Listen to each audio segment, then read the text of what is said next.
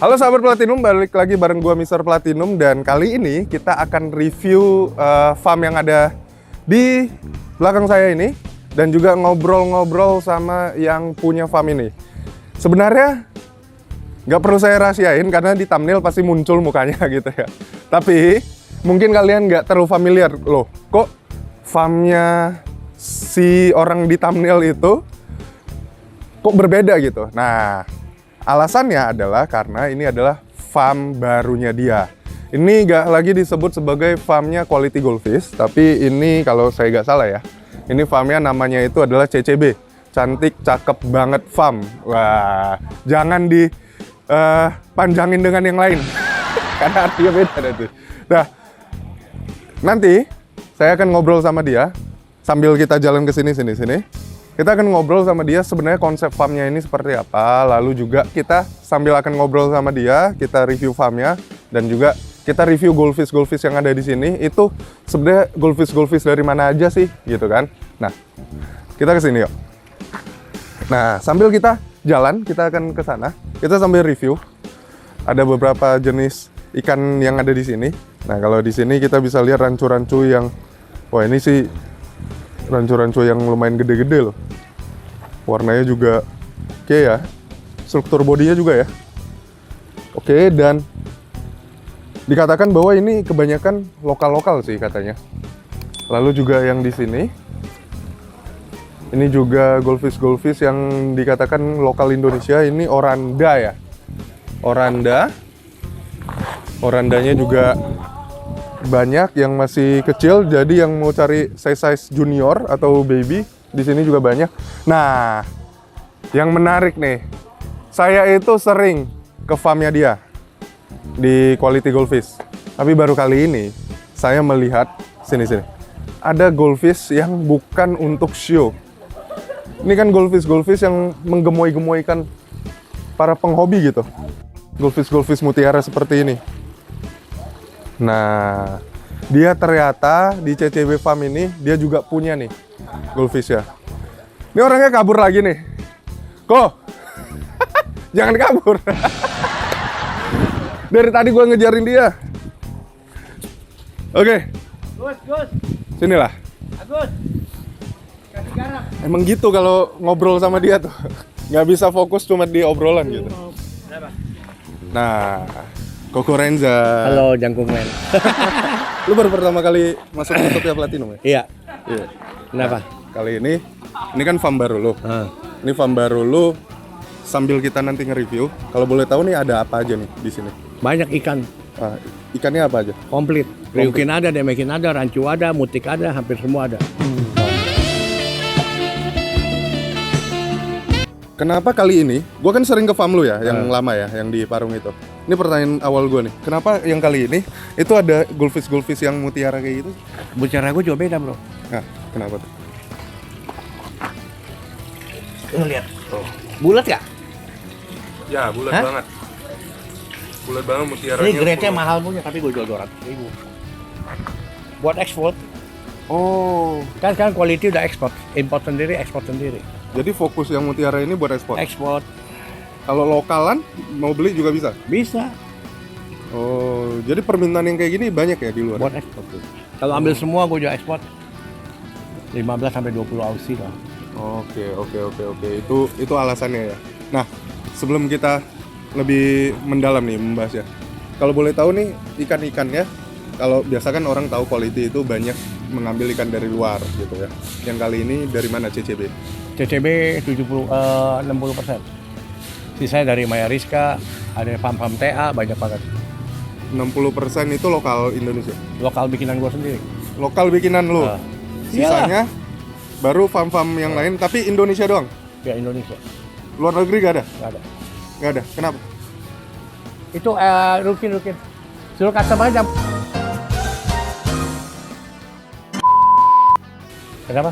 Ya, kenapa alasannya cuman hanya ada lokal Indonesia sama punya lu? Karena import harusnya di quality lah. Hmm. Kalau ini kan CCB kan khusus lokal. Itu alasannya. Iya. Dan memang tujuannya apa? Tujuannya ya buat ekspor, kan kita ekspor. Kalau import di ekspor itu gimana ya ngomongnya? Kan gua ambil profit terlalu kecil. Untuk nutupin cost farm aja kadang-kadang nggak cukup, masih nombok pakai duit pribadi gua. Ya. Jadi makanya harus ada breeding Nah ini sendiri. juga tempat grooming kan lebih bagus di sini. Grooming kan lebih, ikan gede-gede kan lebih jos. Oke. Kalau grooming sini kan di sistemnya kayak Thailand. Oke. Lo kalau ke farm Thailand sama farm di Indonesia ya sama persis di sini. Yang sama persis di Ah. sini. Makanya kan tadi gue bilang nih, ini agak kurang lazim ya, atau jarang gue lihat farm-farm di Indonesia tuh sistemnya kayak di sini nih. Ya karena ini sistem di Thailand pakai dripping. Pakai full dripping ini nggak ada kendala? Nggak ada. Aman. Ada mati 1-2 ekor, Aha. tapi itu matinya tuh karena Satu yang wajar.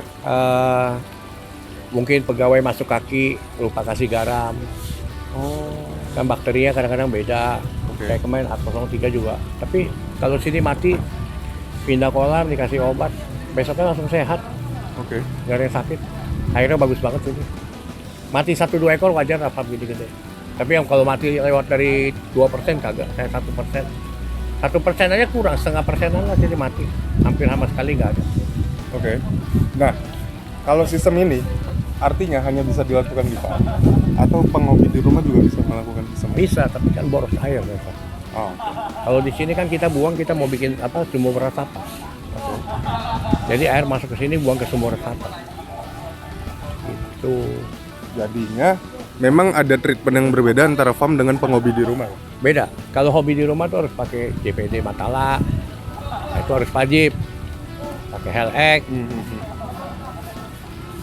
Gua kan nggak tahu lo ada rumah bakteri. Ada dong. Apa merek? Di Platinum itu ada rumah bakteri Nggak namanya pernah itu. dikasih coba sih. Masa sih? Sirogane, Bacteria House sama Super Poros. Gua nggak tahu. Lu nggak tahu? Waduh. Kirimin lah buat itu palut gede. Gampang nanti kita omongin. Oke. Tapi palut gede nanti itu tetap sistemnya filter ya? Filter. Pakai filtrasi ya? Hanya satu doang. Oke. Sebelahnya kayak gua mau toxible 5, sebelah kanannya meja biliar. Oke. Lu jangan ngadep sana nanti Meja punggung semua. biliar. Kita ngadu biliar tadi sana. Boleh.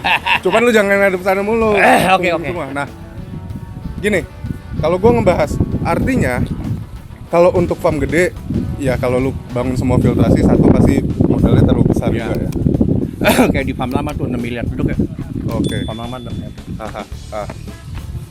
Dan di sini lu sudah belajar lah ya dari farm lama apa yang bisa dimaksimalkan, apa yang ini. Nah, untuk hasilnya sendiri, itu ada beda gak sih dengan farm lama? Kalau farm lama itu grooming ikan kontes lebih cocok karena pakai sistem filtrasi. Kalau di sini grooming hanya buat jual mah di sini kayak gini udah cukup kok. Sebulan tambah 2 cm kok. Udah cukup kan? Kadang-kadang bisa tambah 4 cm, kadang-kadang 2 cm. Tergantung tuh yang kasih makan.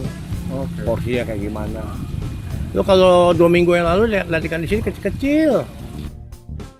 Gede. Oke. Artinya balik lagi ada perbedaan antara grooming kontes dengan grooming yang memang untuk gedein aja gitu ya. Oke. Kalau grooming kontes saya anjuran pakai media filter. Badannya bakal lebih keker, lebih berotot. Nah, lebih bagus. pertanyaannya selanjutnya artinya gini. Kalau aku beli nih dari sini, masih bisa di grooming untuk kontes gak? Bisa. Tergantung ikannya kualitasnya. Ini kan saya beda yang grade A, grade B. Yang rancu kan grade A semua saya belinya. Kalau yang grade B itu saya top di kolam-kolam ujung. Jadi gak masalah dengan dari mana dia berasal sistem filtrasinya seperti apa. Enggak. Ketika nanti sistem filtrasinya bagus, dia mendukung untuk grooming Iya, kontes ya? Iya. Oke. Nah, pertanyaannya, itu sudah selesai. Terakhir.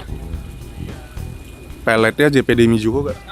Iya, pakai JPD sama Mizuho. Pastilah. Pakai apa lagi? Pelet KGF tuh pakai JPD dan Mizuho udah beres. Kalau di sini Mizuho breeder. Oke. Kalau yang di farm lama pakai JPD yang udah di coating. Oke. Sama Mizuho yang di coating. Kenapa pilihan lu pada akhirnya? Ini kan gue jarang nanya ya ke lu ya. Tapi kenapa pilihan lu kan udah nyoba banyak pelet dan sebagainya. Pilihan lu jatuh ke JPD sama Mizuho sih. Karena JPD Mizuho itu buat grooming lebih gampang, instan kelihatannya. Tinggal kita coating, kasih udang, kasih astaxanthin, kasih kalsium, ikannya bakal lebih berotot, lebih cepat. Itu kan elu ya, Koy. Maksudnya yang pengen hasil yang lebih cepat, lebih instan lagi, makanya lu coating, lu tambahin lagi. Tapi buat yang di rumah, apakah harus ngikutin kayak gitu Gak juga? usah, bisa beli putus sama gua, kan gua jual. Jadi dia itu mencuankan, dia beli JPD Mizuho, habis itu lu Cuan coating. gua yang satu biji tuh 50.000 dan gua kasih itu ke seller. Oh. Kayak Teguh yang gua bantu, waduh, gua mah gak ada ambil untung mah kalau jual ikan rugi. Tapi lu mengakui bahwa isinya itu adalah oke, Bang. JPD sama Mizuho gitu The ya. best. Makanya gua gak bisa pindah ke lain hati. Wih. Tapi bos lu itu agak galak ke gua. Tolong disuruh rubah sedikit. Aduh, kalau itu gue kayak ikut-ikutan dah. Bot, sini deh bot. Poin pala, poin badan, poin ekor. 3 itu utama. Nah, untuk menentukan yang bagus itu apa aja, Koy? Kepala itu udah harus ada. Udah harus apa? Udah harus ada. Oke. Sini. Emang ada ikan yang gak ada kepala ya? Ada kepala botak. Oh, gitu. Jadi menurut ini kan bot yang bikin ini standarisasi, gue terus terang gue baru paham itu sekitar 80%. Ya. Gimana oke. nih? Maksudnya gimana? Maksudnya standarisasi itu kepala poinnya berapa, badan berapa, ekor berapa. Nah, gini, kan yang aku nangkap nih, Mm-mm. mau dibuat standarisasi supaya kayak di komunitas lain. Misalnya kayak Koi, dia sudah punya standarisasi dari Shinkokai Oke. gitu-gitu. Nah, ini standarisasi yang dihitung per poin atau bagian-bagian apa aja sih yang mau dinilai sebagai standarisasi gitu? Oh, oke nih, saya jabarin dulu. Yang pertama saya infoin bahwa standar ini bukan overclaim bahwasanya PIMI itu adalah yang menjadi standar utama di Indonesia, enggak. Kita nih berusaha memberikan kepada publik yaitu berupa acuan dasar atau buku pedoman pemahaman dasar tentang standarisasi ikan mas koki. Oke. Gitu. Nah, untuk penilaiannya sendiri ikan mas koki kita bagi 5 variabel poinnya. Yang pertama itu maturity atau kematangan. Ini adalah sebenarnya hasil jabaran dari overall. Jadi orang-orang di juri-juri di mas koki itu menilai ikan mas koki itu dengan awalnya itu untuk menilai ikan, untuk menominasi itu pakai sistemnya namanya overall. Kita mempermudah atau mempermudahnya dan memberikan bahasa yang lebih sederhana ya. Menurut penilaian pertama secara overall itu sudah harus dianggap mature itu. Yap, betul. Jadi ikan ini harus mature dulu. Standar yang menuju mature itu apa? Nah, kenapa kita bilang mature? Di sini patokan dasarnya adalah di analfin. Oke. Yang pertama analfin. Analfin itu harus tertutup, ada di dalam ekor. Tapi itu adalah poin yang diutamakan. Jadi jangan sampai salah tangkep nih. Poin yang diutamakan berarti ikan yang kalau seperti ada yang seperti itu, berarti kita utamakan ya kita pilih dulu. Kalau nggak ada yang seperti itu, ada hitungan minimalnya. Oke. Gitu, minimal separuh dari analfin tersebut. Kalau kita lihat analfin ya, bentuknya seperti ini, dia tuh minimal separuhnya itu sudah tertutup di dalam ekor. Oke. Gitu. Kemudian ini masih di bab maturity ya, masih di bab kematangan. Ada juga namanya pangkal ekor. Oke. Pangkal ekor itu harus sejajar dengan mata. Itu di batas tertingginya. Oke. Nah, kalau di belakang jil, belakang insang, itu kita bisa lihat di setiap ikan mas koki punya ciri khas namanya lateral line. Oke. Atau umumnya di ikan-ikan umum juga ada biasanya. Cuman kalau di mas koki itu lebih terlihat. Ada namanya lateral line itu yang membentang dari insang sampai ke pangkal ekor. Oke. Nah, itu ada kelihatan lateral line-nya. Oke. Nah, jadi batas tertinggi si line itu bukan lateral line-nya, tapi garis itu harus sejajar dengan pangkal ekor. Pangkal ekor bagian tengah.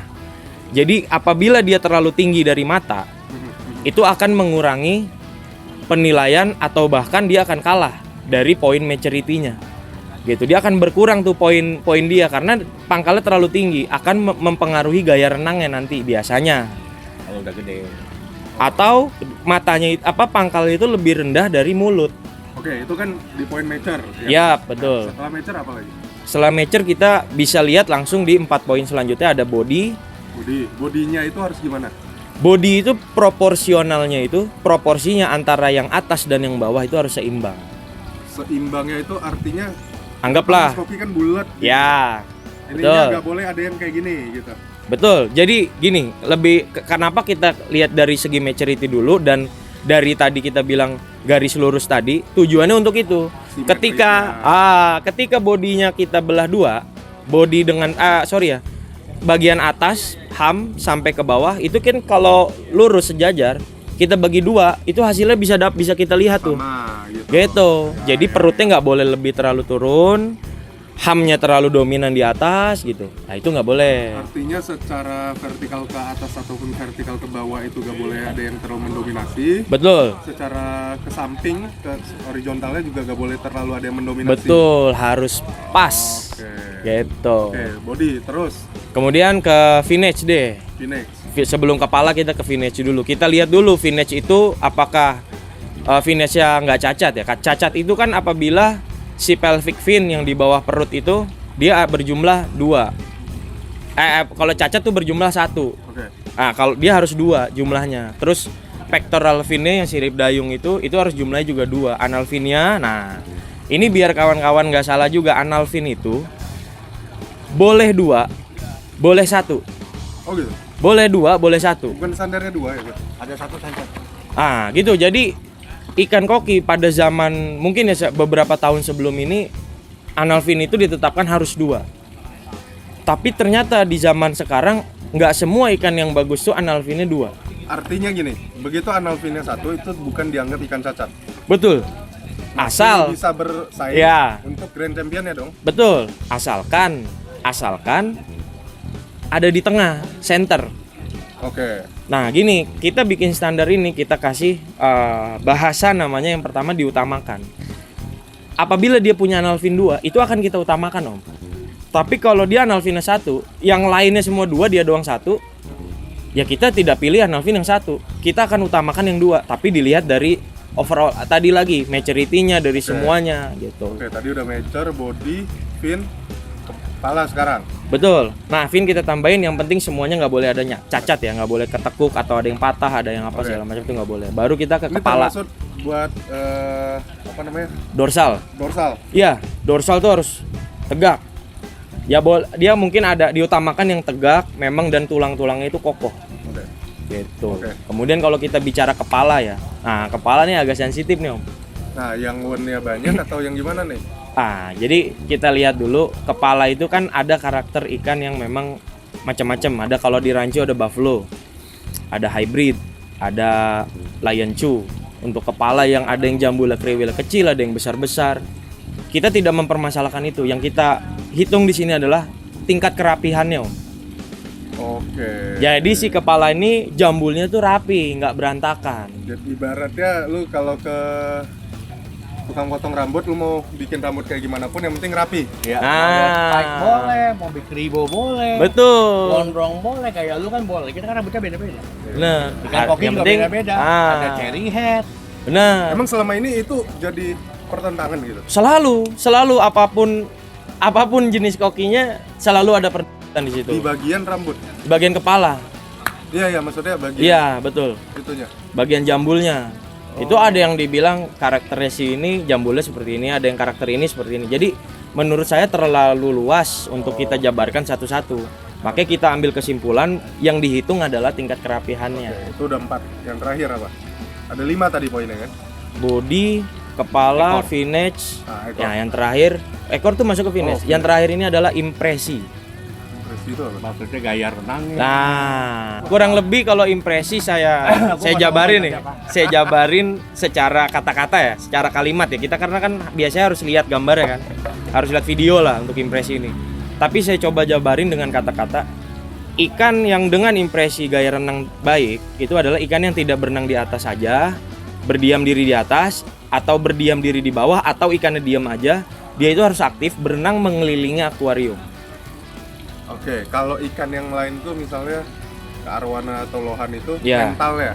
Ya itu dari situ. Karena ketika ikan yang mentalnya bagus, ikan yang sehat dan mentalnya bagus, pasti dia berenang aktif.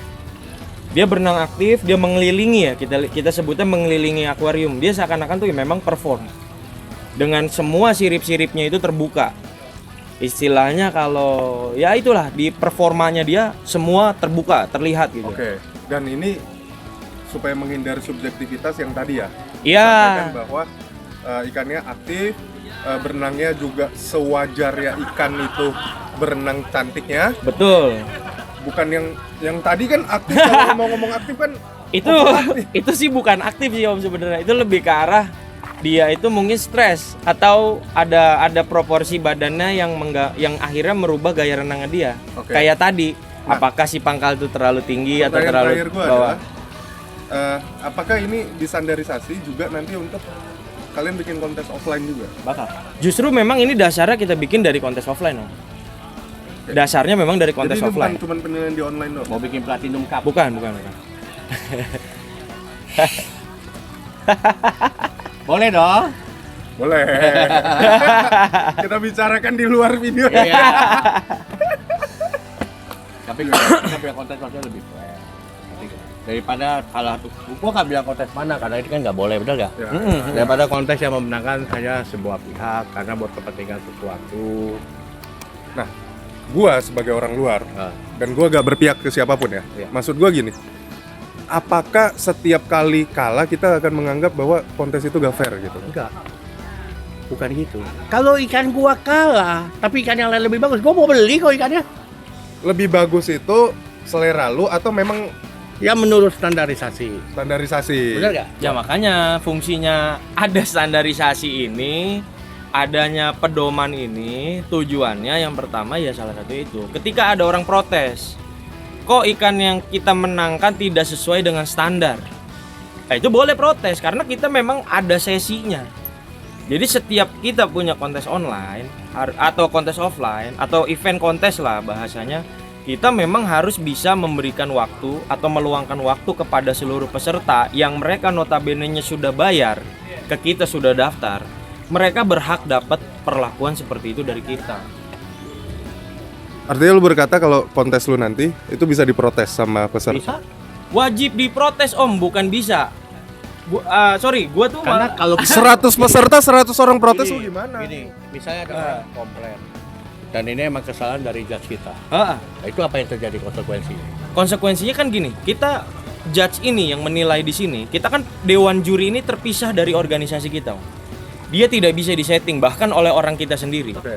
Karena dia mau bagaimanapun hasil penilaian dia itu kita umumin ke publik. Oke, kalau diprotes konsekuensinya apa? Hasil penilaiannya berubah? Mau diprotes atau enggak gini Om sebenarnya. Mau diprotes atau enggak, penilaian juri kita share dulu ke publik. Baru nanti ada yang protes. Mereka protes, itu juri akan memberikan jawaban. Oke, kalau Alasan, nggak puas, nah, kalau tidak puas, kita harus temukan titik temunya. Apakah hari ini selesai? nggak kelar dong 2-3 hari ke depan. Tapi kita butuh itu. Kita memang butuh menyelesaikan Nah, masalah. Yang Karena menentukan kalau kita juaranya gimana? Menentukan juaranya harus sesuai standar dengan sistem penilaian tabulasi itu. Om. Iya. Maksudnya kalau ada seandainya juri kita kalah nih, salah Ah. nih, apakah hasil penjurian bisa berubah atau enggak? Hasil penjurian tidak bisa berubah. Walaupun juri kita yang salah. Juri kita salah. Kita harus menerapkan punishment. Punishment-nya kepada juri. Ya kepada juri yang bertugas karena Oh, sistemnya kayak di bola ya. iya. Jadi menerima protes gitu ya. Iya.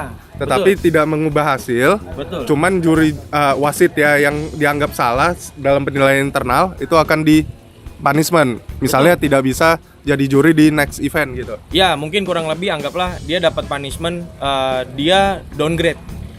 Karena kita ada 3 grade A, B, C.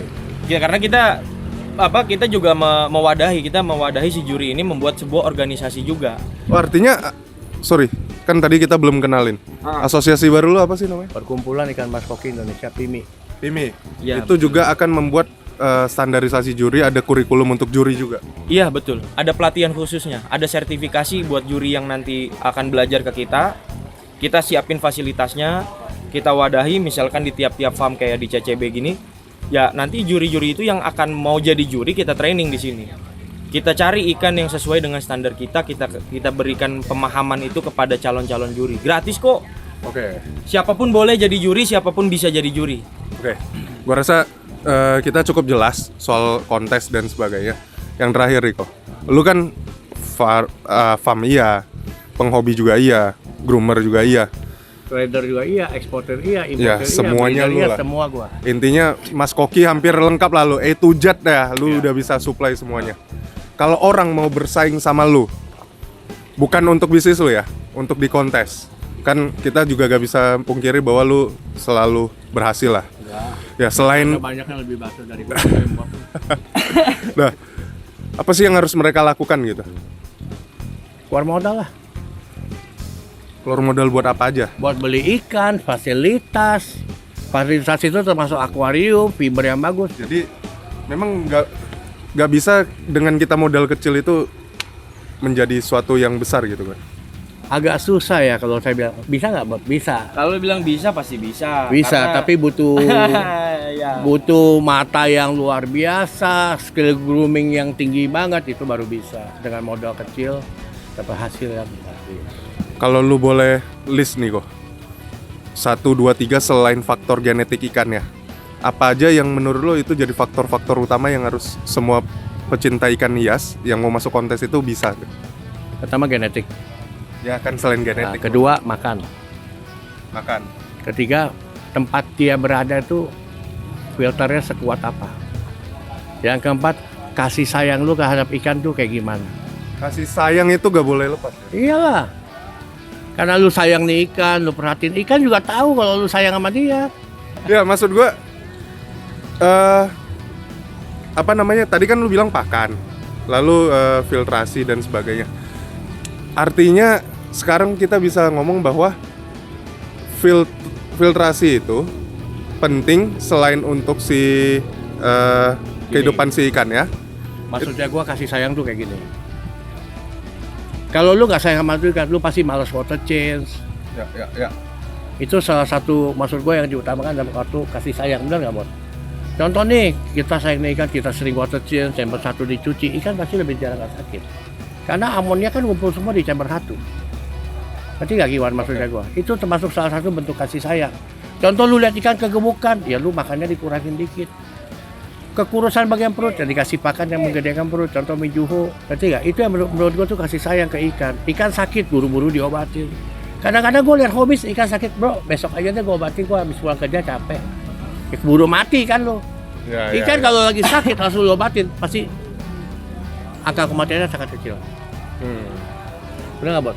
Kalau baru sakit ya, lu lihat nih, kayak gue nih ada ikan mati. Ikan mati di kolam ikan hal biasa, bener nggak, Bos? Lu ada ikan mati kan? Ya. Tapi kalau sistem di Kigem tuh beda. Ikan mati langsung airnya gue kasih pendek. Gue kasih formalin sama yellow powder, sembuh. Kalau nggak OTC juga bagus, OTC dari JPD. Terima kasih. Nih terakhir. Tadi kasih dulu. Nggak apa-apa lah. Enggak, ini yang terakhir ya. Apa namanya? Kalau air itu buat lu lebih bagus itu yang jernih atau yang sehat? Yang sehat. Yang sehat. Apakah jernih udah pasti sehat? Belum tentu. Apakah sehat itu harus jernih? Enggak. Yang sehat itu gimana? Yang sehat itu airnya itu pH sama TDS-nya cocok buat koki, mineralnya cukup.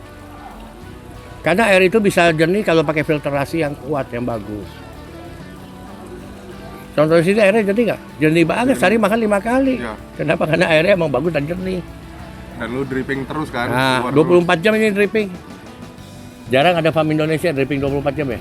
Lu doang. terus. Lu doang makanya. Gua jadi sahabat PLN lu. Ya. Tapi sekarang jam 7 malam, jam 8 udah gue matiin. Oke, kelas. Dia merasakan juga. Enggak, listrik ini paling mahal 78 juta. Buat pompa doang 5,5 HP. Ya. Sadis ini emang listriknya. Ya, makanya. AC dia nggak dingin, merasakannya. AC ganti 2 PK tuh udah ada kan, lihat kan? Pakai nambah aja kemarin dia. Ya. Oke, kita sudahin perbincangan ini. Thank you banget kok buat CCB, semoga memang bisa mencapai tujuannya mengembangkan koki-koki lokal Indonesia ya. Dan juga buat apa tadi namanya Pimi ya, semoga kita di sini pengen lah semuanya itu punya standarisasi dan juga Betul. semuanya itu saling merangkul sih. Betul, makin banyak standarisasinya. Kalau lu mau ngomong pesan sponsornya saya itu adalah kalian saling merangkul sih. Oh Nah, iya. jadi intinya mau nanti seperti apa kalian berkembang ke depan ya. standarisasinya ya coba diomongin lah, kan semua hal itu bisa diomongin kan, kita duduk bareng Bener. gitu. Sebenarnya gini Om, kalau dari saya sendiri pribadi ya, saya lebih suka banyak orang punya standarisasi masing-masing. Apabila memang ada kelompok-kelompok lain atau organisasi lain atau komunitas lain yang punya standarisasi, monggo. Silahkan dipublikasikan ke kawan-kawan, biar publik sendiri yang memilih. Mereka cocoknya sama standar yang seperti apa. Nggak bisa dilebur jadi satu. Nggak mungkin Om. Karena setiap kepala itu berbeda-beda. Setiap ide yang keluar dari pikiran masing-masing orang itu beda-beda dan nggak bisa kita saling terima keputusan orang ini masing-masing. Nah, tapi komitmennya misalnya kalian bikin, mereka ikut, kalau mereka bikin kalian juga ikut ya. Betul, kita mereka misalkan ada Kapan mereka bikin kita nggak ikut? ada kompetitor ya. Mereka ini kan kompetitor. Mereka ini kan banyak, luas. Siapapun bisa jadi yang mereka tadi. Intinya mereka siapapun yang mau bikin kontes, kita akan support. Kalau mereka belum punya standarnya, kita akan tetap support. Oke. Meskipun belum punya standar ya, yang penting kita kan sesama penghobi, sesama penggiat saling support lah. Baiklah, kita saling support supaya industri ini semakin besar ya. Betul. Karena kan untuk sama-sama semuanya. Benar. Nah, kalau mau berkunjung ke sini, mereka bisa cari informasinya di mana kok? WhatsApp saya. WhatsApp lu tersebar sekali sih. Enggak, kasih nomornya di bawah ini. Bisa kan tulis. Oke, ya. Ah, Ya gak apa-apa, WhatsApp lu tersebar nomor ya. nggak apa. Gak apa-apa. Ada Instagramnya gak sih? Ada. Apa namanya? qualitygolfish.id. Gak ada CCB ya? Nggak ada. Gak ada. CCB udah dibuat tapi belum aktif ya. Oh, oke. Nah, kalau untuk asosiasinya, kalau mereka mau cari tahu? Kalau asosiasi sekretariatnya ada 2 tempat. Yang satu di sini, yang satu lagi di Sawangan. Oke. Cuman yang udah jadi itu di sini. Kalau yang di Sawangan nanti mungkin Ada media sekretar. sosial atau apa yang bisa mereka... Sementara ini karena kita baru, mungkin kita bisa di follow di Instagram Perkumpulan Ikan Mas Koki Indonesia PIMI. Ya bisa nanti dicek aja di Instagram. Paling itu dulu. Kalau ini ketuanya ya, kebetulan ini ketuanya. Ini wakil ketuanya. Makanya belum jadi ketua baru, gue belum diajak makan-makan. Ada makan nasi udah. Ya, setelah ini kita akan makan-makan. Jangan lupa untuk follow Quality Goldfish, follow dari pecinta ikan mas Perkumpulan Ikan Mas Koki Indonesia PIMKI, dan juga jangan lupa untuk follow semua sosial media kita di Instagram, YouTube, TikTok, buat semua brand-brandnya kita di Platinum Adi Sentosa ya. Thank you semuanya, sampai jumpa di lain kesempatan. Dadah.